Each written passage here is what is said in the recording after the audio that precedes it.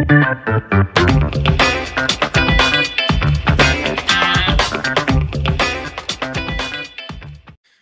and welcome to another episode of the Real Estate Investing Club. I'm your host, Gabe Peterson, and this is the place investors go to gain actionable advice, learn about current market trends, and hear war stories from other professional investors out there in the field today.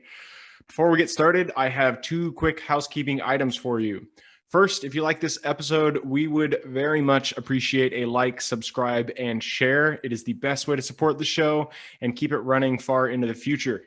Second, if you're a new investor looking to get started in real estate or an experienced investor looking to take your investing to the next level, I've created an ebook just for you that will cover how to find deals that are actually deals, how to finance those deals with little to no money down, and how to exit those deals for maximum value.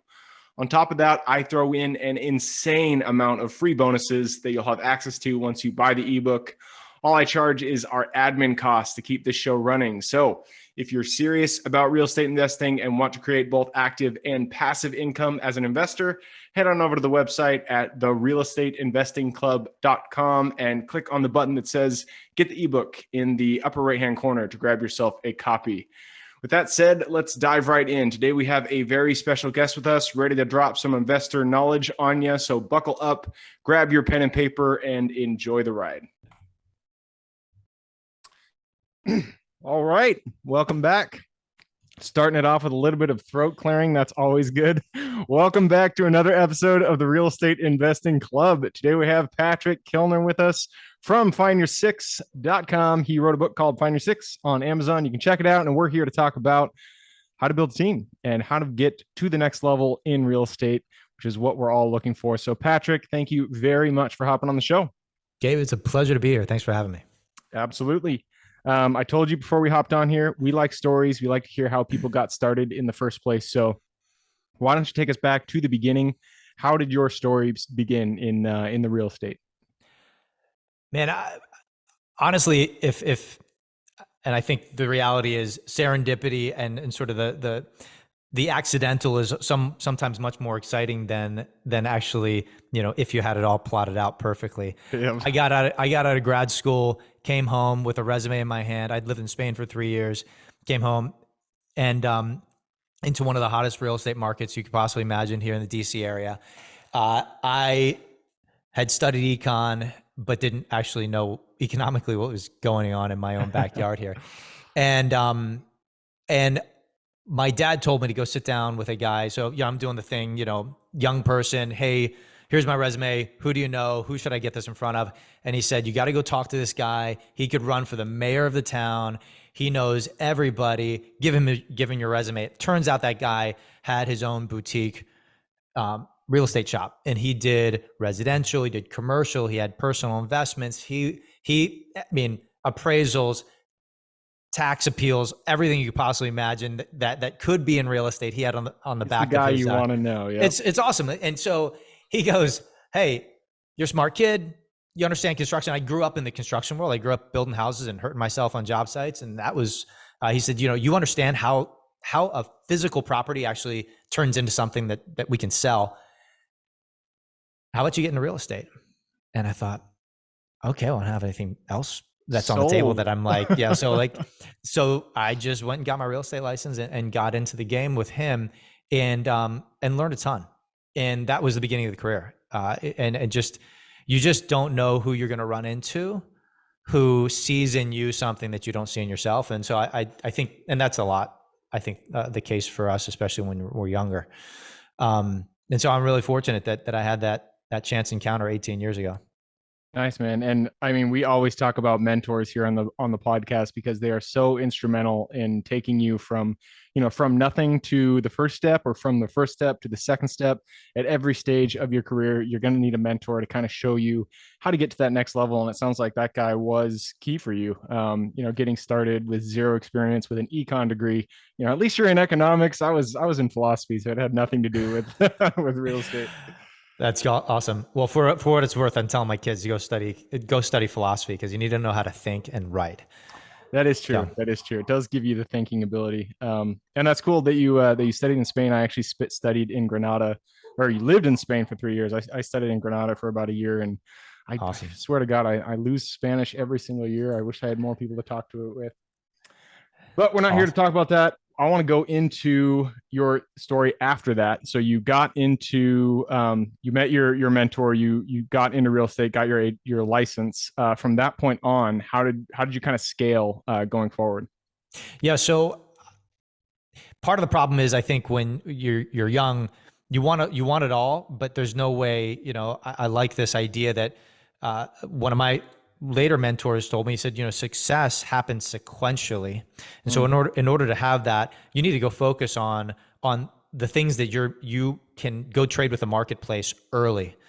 And so I tried the commercial side, tried, sort of everything. What I found is, because I had built residential growing up, I understood that intimately, and I could show up and help people think about their residential properties in a way that most other people could not. hmm And I remember sort of another mentor story. I remember 2008 was just about to come up. Like, we could feel it percolating, and the market's starting to slow down, and then all of a sudden it dropped off a cliff. And I remember going to a guy who I just respected a lot, named Jerry. And I said to Jerry, listen, I just want to understand how you've dealt with disruption, because I'm walking through the halls of my brokerage and people are scared. So how have you built a 40-year career? This is a guy who's an attorney. He's built an amazing career, tremendous reputation. And I just went for advice. And I went in, and, like a great podcast host, I had my questions and I knew exactly what I wanted out of that conversation. At the end, he turned to me. We talked about him the entire time. And he said, Pat, you're going to do really good in this real estate thing. I thought, wow, we haven't talked about me or anything, that I didn't bring him a deal, nothing. And then he says, hey, listen, I don't know anything about real estate, but if you find a deal that you think is a good investment, give me a ring. I thought, this is awesome. Like you couldn't plan this. And then he says, hey, and when I get back to the office after I go to court today, I'm going to put you in touch with 3 people who I think you're going to have a really amazing conversation with. So the power of that conversation taught me a few things. One is that I want to have those types of conversations every single day of my career. And if Yep. you could go curate those types of conversations systematically, you wouldn't have to look for deals. You wouldn't have to look for new opportunities to work with investors. You wouldn't need to do, I wouldn't have to, get kicked out of buildings or, cold call, if I'm having those types of conversations, one a day.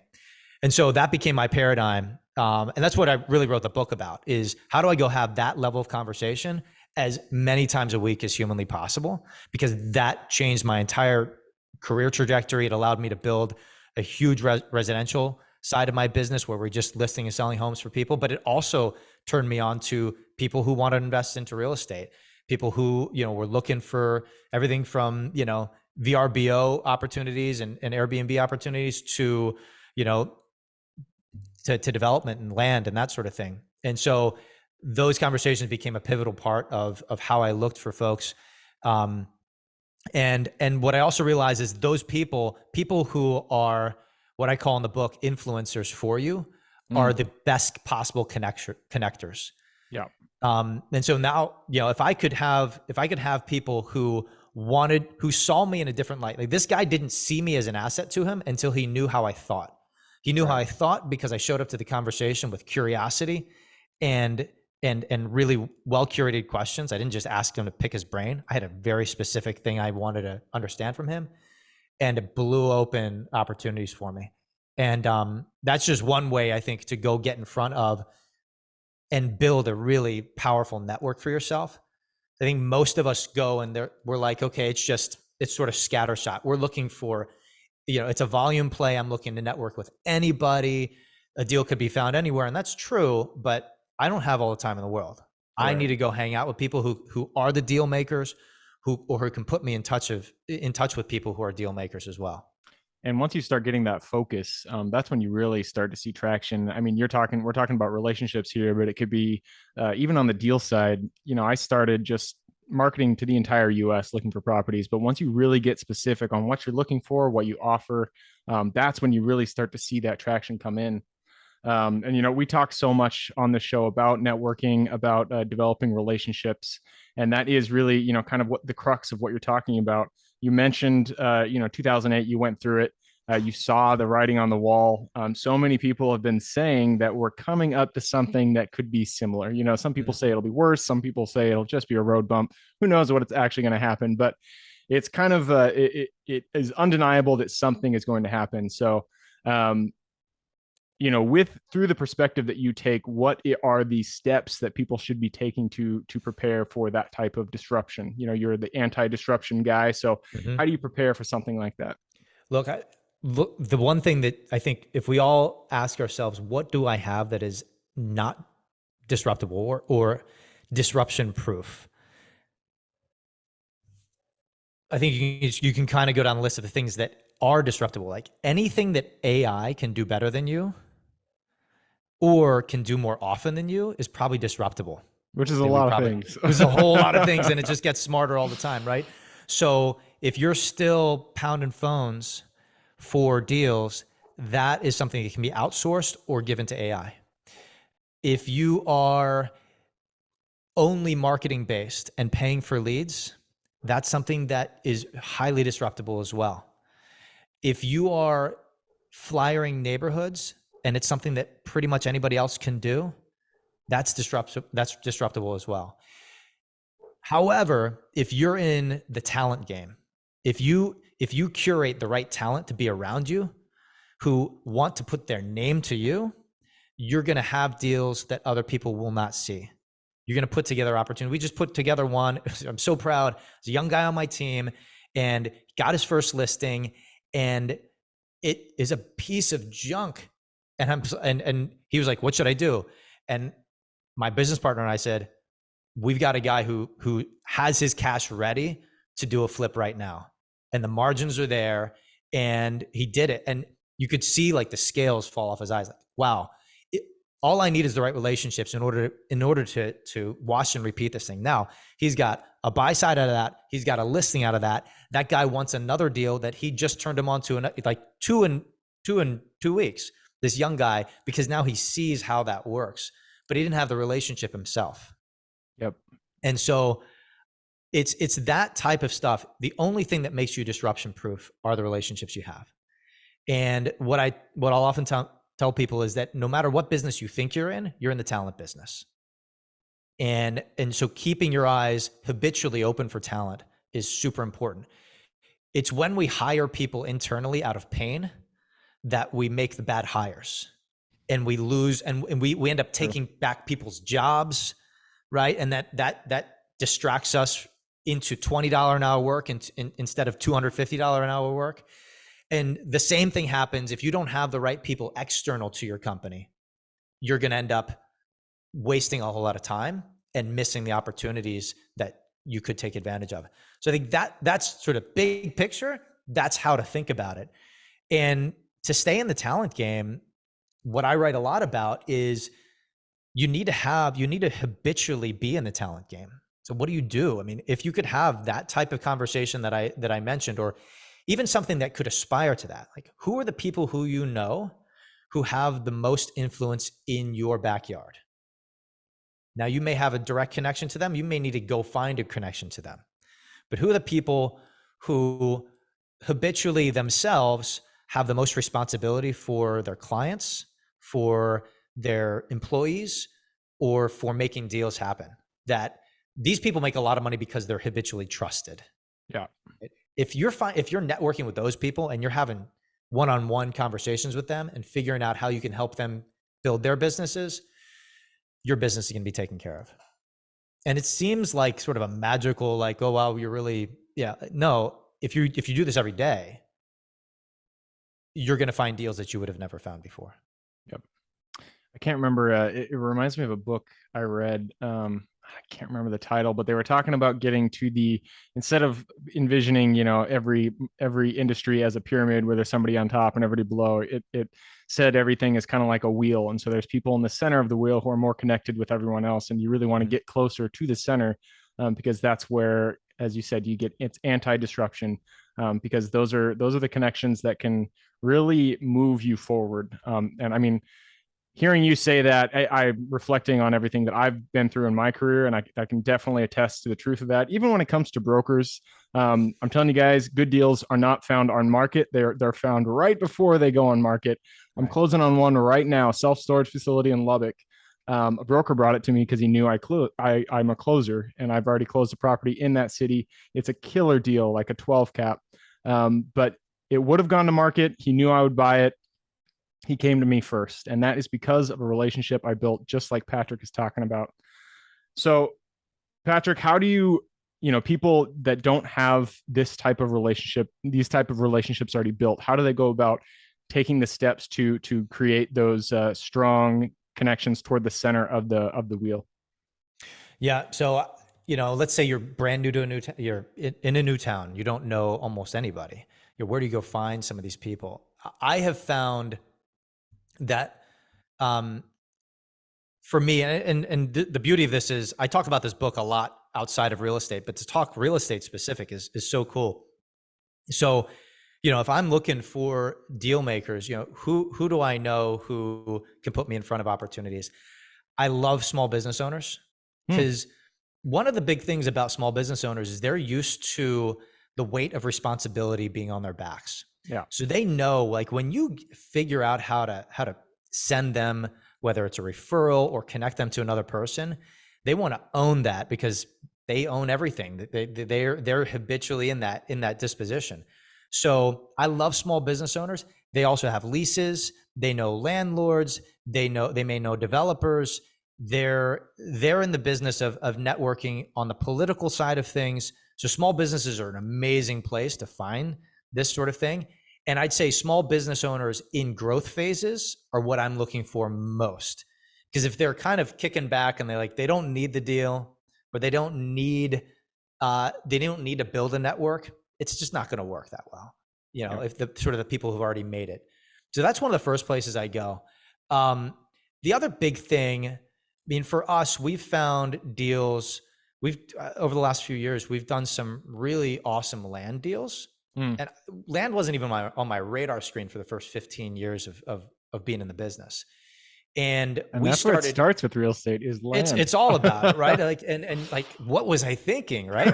But here's the problem: the industry tells you go list and help people buy homes, and that's fine if you just want to be sort of the average real estate agent. Right. But if you really want to understand, really see this business for what it is, you go and invest in land.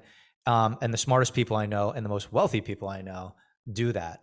So we started into that by beginning to network in the builder association around here as well, because they're all looking for land deals. And they're all looking for ways in which they can move property. So they're also looking for people that can tell them what the value of the dirt's going to be after they put a structure on it.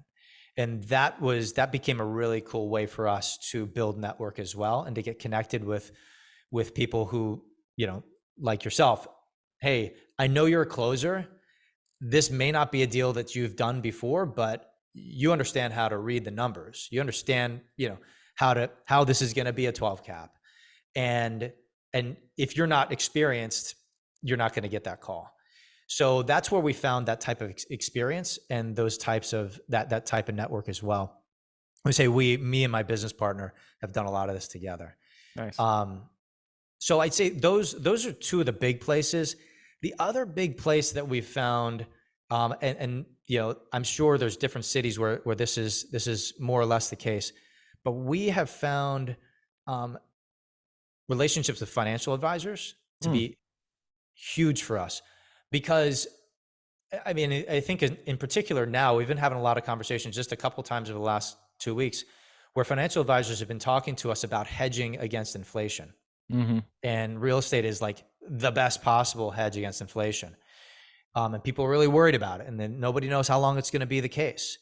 And so people are seeing real estate through a very different lens now than when we had stagflation. Yeah. So those are, I'd say, three areas that I would just go find those people. You can find them in chambers of commerce, but you don't need to spend a whole lot of time sort of at big networking events. I think generally those are fine for sort of understanding sort of the makeup of a new town, but not great when it comes to really figuring out the people who are in the center, if you will, Yeah. or the top of the pyramid, however, whatever paradigm you want, who are going to potentially impact your business the most. And my book is really about finding just 6 of those people. I know that, if you have 6 people who send you deals on a fairly regular basis, you don't have to look for deals You anymore. can't close all the deals You in the can't. world, that's for sure. Right. So, but if you find those 6 in the places that you want to do business, it's kind of game over. The other big thing on that is I've had a lot of people read this book and say, and I love that you mentioned mentors earlier. Gosh, if I had known how to do this, because I give a lot of tactics for sitting down with people, really endearing yourself to them, and building deep relationships instead of sort of wide relationships that are disruptible. And what people say is, gosh, I want all my kids coming out of college to read this, because if I had known how to go find these people earlier in my career, I would have accelerated a whole lot faster. And I think oftentimes we think the relationship game is the slow route because I want the deal now. And that's a very B2C method. What I want to propose to folks is that, especially in shifting markets, B2B relationships are what really count the most. Yeah, And, it's less and transactional. so much less transactional, and it's built on trust. It has to be. Mm-hmm. And I like, your book is called Find Your 6. I like that it's not find your 12, find your 20. It's a very low number. That really rings true for me. Me and my partner, we also do wholesales for commercial. And I mean, maybe it's 4 or 5 people that we'll bring deals to. I mean, our list of buyers is, infinitely long. But we only bring it to the handful of guys that we really, like and trust and we want to work with.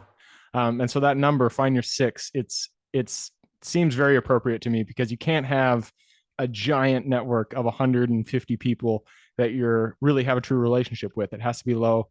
And I like that you kind of had it concise there. Yeah. Well, what was interesting about it is that had been my experience. It was just a handful of people, sort of the Jim Rohn quote, you're the average of 5 people you hang out with, sort of thing. Right. And I did the research for this and interviewed 60 to 70 of the highest performers across all sorts of industries before I wrote the book. And the average number of people that had been pivotal for their entire career, like just, was 6. Huh. And that was really eye-opening to me. It's like, accidentally, the highest performers run into 6 people. Right. What if we could think about a paradigm to go find those 6 people in 6 months or a year? How fast would that change your trajectory? What would that look like going into the next downturn? The biggest difference is people are looking at this downturn and going, oh no, the sky is falling, versus people are going, this is awesome. There's going to be less people on the street. There's going to be less competition. I know where to go get cash. I know where to go get funding. And, it's game on. So I'm so excited about, sort of the disruption that I think we are headed for. Yep, absolutely. All right. Well, hey, I've loved everything you've shared so far. We have crossed the line, so we're into the 20-minute mark. So I do have to push us into the quick question round. Are you ready? Let's do it. Let's Yes, sir. do it. It starts with education. Books. You are more than welcome to recommend yours, because it sounds like a good one. So give me 2 recommendations, one for general life wisdom and one for real estate specific. General life wisdom. I'm going to say, well, let me give you real estate. I really like Larry Kendall. He wrote he's in Colorado, has become a friend as I wrote this book. He wrote a book and I really admired it. And he's built a really pretty great brokerage. He's invested in real estate himself. And so I just like his tips for people just getting into real estate. It's one of these books that I hand out quite a bit to my team as I grow it on the residential side. So I really like, his stuff. And on sort of general life, I'm looking over here at my books on the shelf. Luke Burgess wrote an amazing book called Wanting.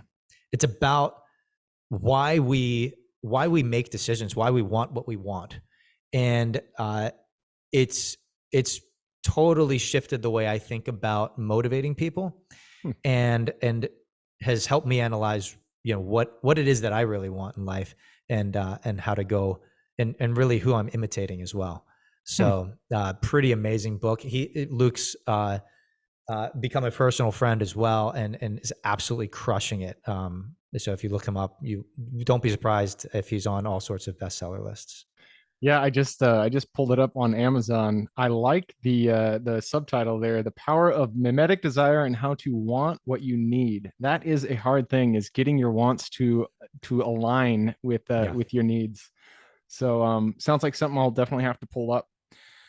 All right, and that moves us on to the next question. And this one is for your younger self. So if you could go back to the Patrick who was still in Spain, learning Spanish, studying economics, go back to him, look him in the eye, give him one piece of advice moving forward. Yeah, well, it's a piece of advice I give to my kids and to the younger people who work for me, is spend your time, effort, and money with when you go to work with the most influential people you possibly can, the biggest players you possibly can, so that you can go spend your time, effort, and money on the personal side with the people who most depend on you. Because frankly, that as I've gotten older, that's the secret to real, just a joyful life. Absolutely. It moves us to the next one. This one is the United States. It's a big place, a lot of square miles out there, a lot of opportunity to invest. So, what is the one metro you are most excited about investing today?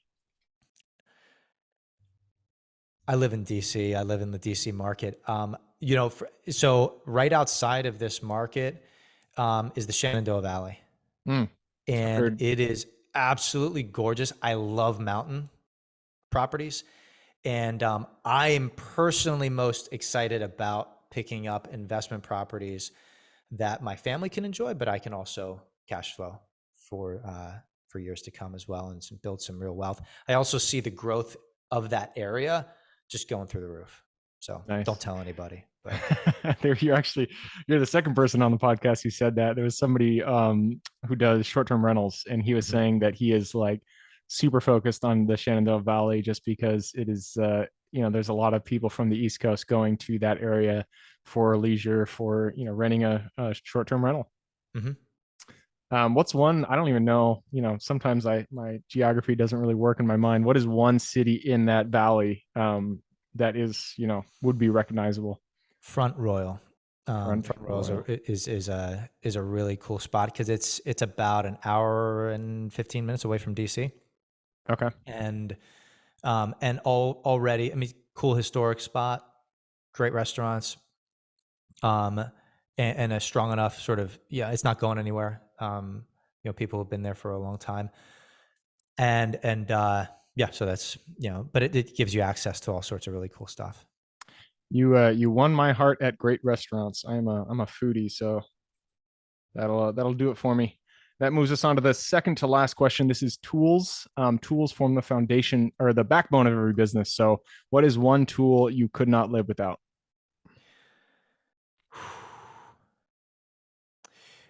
I would say my my whiteboard, as silly as that I sounds. love it. Uh, that is, it's where I do some of my best creative thought. It's also where I keep track of deals. So we got one whiteboard just dedicated to keeping track of deals and deals sourced and deals found, and opportunities, and another that is really dedicated to just mapping out ideas, and in particular when I'm doing that with my team. Perfect. And this is going to be great for you. None of us are islands. We are all here together with each other, which means that we all have people who have contributed to our career. So, what is one person that has really contributed to your career, and what was the best way that they really made you go forward? Mm. So I've got a business partner, John, and so John got into the business about 11 years ago, and John had 6 kids at the time, and he was shifting out of an industry that was just getting obliterated by disruption. Actually, he was in legal services and storage of Mm, documents, And that went all totally online. It used to be, hey, we're storing it in a physical place and we're, printing and all that stuff. That went totally onto the cloud. So he came to me and, we had worked together.